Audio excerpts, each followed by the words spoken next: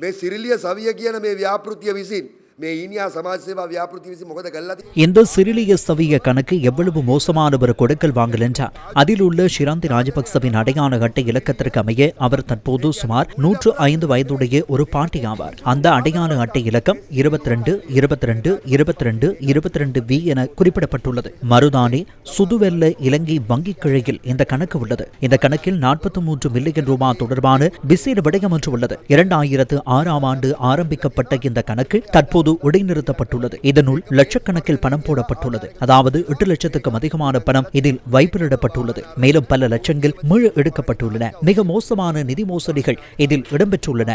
அரசாங்க பணம் மிக தெளிவாக இந்த கணக்குக்கு மாற்றப்பட்டுள்ளது. இந்த சிறிலிய சவிய சமூக சேவை திட்டம் என்ன செய்துள்ளது? இறக்குமதி அனுமதி பத்திரமின்றி வாகனங்களை கொண்டு வந்துள்ளது. தாஜுதீன் கொலையிலும் இந்த சிறிலிய அமைப்புக்கு தொடர்பு இருப்பதை நாம் கண்டோம். நிதி குற்றங்கள் மட்டுமல்ல, இந்த நாட்டின் பயங்கரமான கொலைகளுடனும் இந்த சிறிலிய கும்பல் மற்றும் ராஜபக்ச குடும்பம் கும்பலுக்கு தொடர்பு இருப்பதாக குற்றச்சாட்டுகள் எழுந்துள்ளன. குறிப்பாக ரிச்வி சீமாட்டி சிறுவர் வைத்தியசாலைக்கு சிடி ஸ்கேன் இயந்திரம் வழங்குவதாக கூறி நிதி திரட்டினார்கள். ஆனால் அந்த சிடி ஸ்கேன் இயந்திரம் ஒன்று வெளிநாட்டு உதவியாக கிடைத்தது. இறுதியில் திரட்டப்பட்ட நிதி செலவு செய்யப்பட்டது. அதேபோல் எய்ட்ஸ் ஒழிப்பு என கோரி நிதி திரட்டப்பட்டது, அதுவும் செலவு செய்யப்பட்டது. மேலும் வாகனங்களை கொள்வனவு செய்து தமக்கு சொந்தமான தனியார் தொலைக்காட்சி நிறுவனங்களுக்கு அந்த வாகனங்களை வழங்கியுள்ளனர். இந்த ராஜபக்ச குடும்பத்தின் செயற்பாடுகள், அவர்களின் மோசமான வியாபாரங்கள் மற்றும் அவர்கள் மீதான கொலை குற்றச்சாட்டுகளை பார்க்கும் போது இது ஒரு முழுமையான கோட்ஃபாதர் திரைப்படம் போன்றது.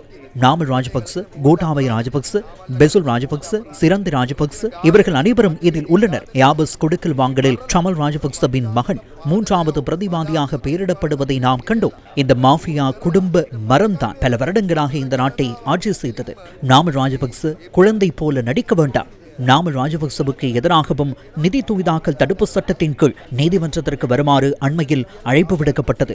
பின்னர் சட்டமாதிபர் திணைக்கள பிரச்சினை காரணமாக அது ஜூலை 30ஆம் தேதிக்கு ஒத்திவைக்கப்பட்டது. அதன் பின்னர் வெளியே வந்து நாமல் பெரிய கதைகளை பேசுகின்றார். காசோலைகள் மீள திரும்பியதை பற்றி பேசுகின்றார். அண்மையில் கெஹல்பந்தர் பத்மி என்ற பாதாள உலக கும்பலின் தலைவனுடன் நேரடி தொடர்பு இருந்தமைக்காக நாமல் சிஐடியால் அழைக்கப்பட்டார். அங்கிருந்து வெளியேறி வந்து இந்த அரசாங்கத்தை பார்த்து நாங்கள் பயப்பட மாட்டோம், அங்கும் இங்கும் முணுமுணுக்க வேண்டாம் என பெரிய கதைகளை பேசுகின்றார். நாங்கள் கூறுவது என்னவென்றால், தவறு செய்யவில்லை என்றால் இவ்வளவு பயப்பட தேவையில்லை, பெரிய பேச்சுகளும் தேவையில்லை. ஷிராந்தி ராஜபக்ச செய்த விளையாட்டுகள், அவர்கள் செய்த நிதி குற்றங்கள், நாமல் செய்த நிதி குற்றங்கள் மற்றும் கொலைகள், ஊடகவியலாளர்களை கொன்று கொள்ளையடித்து பாதாள உலக கும்பலை அரசியலுக்கு கொண்டு வந்து அவர்களை உற்சாகப்படுத்திய காலம் நமக்கு நினைவிருக்கிறது. அரசியலின் பெயரால் ஒரு பாதாள உலக திரைப்படத்தை பல வருடங்களாக காட்டினார்கள். இப்போது மீண்டும் வெட்கமில்லாமல் மேடைக்கு வந்துள்ளார்கள். அது மட்டுமல்ல, அந்த மொட்டு கட்சியில் இப்போது இருக்கும் அறிவற்ற ஒரு கூட்டம் எப்போதும் அங்கு அழைக்கப்படுகின்றது. உண்மையில்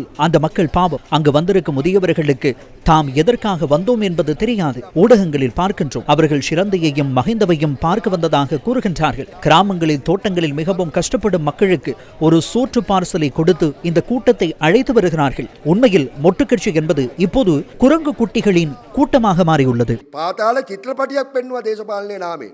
දැන් නැවත ලැජ්ජ නැතුව කරලියට ඇවිල්ලා ඉන්න